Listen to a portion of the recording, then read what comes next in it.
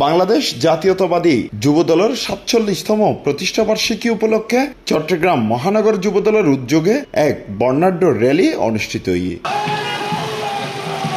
শুক্রবার বিকেলে চট্টগ্রাম মহানগর যুবদলের সাবেক যুগ্ম সম্পাদক সেলিম উদ্দিন রাসেলের নেতৃত্বে আমিন জুট মিলেতুন র্যালিও শুরু হয় ১৬ শহর এলাকার বিভিন্ন সড়ক প্রদক্ষিণ করে মুরাদপুর জায়গায় শেষ হয়।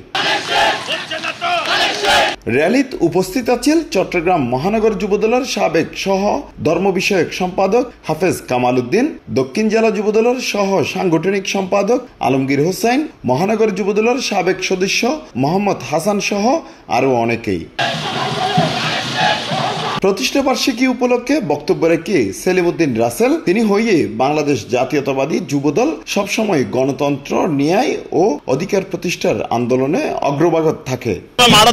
মারত আছি এবং আগামী দিনে ধানের শীষের পক্ষে যুবদলের যে সমস্ত নেতৃবৃন্দ আছে সকলের প্রতি অনুরোধ থাকবে যাদেরকে নমিনেশন দেয় চট্টগ্রাম ৮ আসন এবং প্রত্যেকটা আসনে আমরা যুবদল সব জায়গায় কাজ করবো ইনশাল্লাহ। এই সময় আরো উপস্থিত আছেন ১৬ শহর ওয়ার্ড যুবদলের সাবেক আহ্বায়ক সাদেক আহমেদ, পশ্চিম ১৬ শহর ওয়ার্ড যুবদলের সাবেক যুগ্ম আহ্বায়ক রাসেল আহমেদ, সত্যজিৎ বড়ুয়া রুপি, সানি আহমেদ, কফিল উদ্দিন, মোহাম্মদ শিমুল সহ বিপুল সংখ্যক নেতাকর্মীল। এই র্যালিরে কেন্দ্র করে এলাকা জুড়ে উৎসবমুখর উগ্র পরিবেশ সৃষ্টি হয়।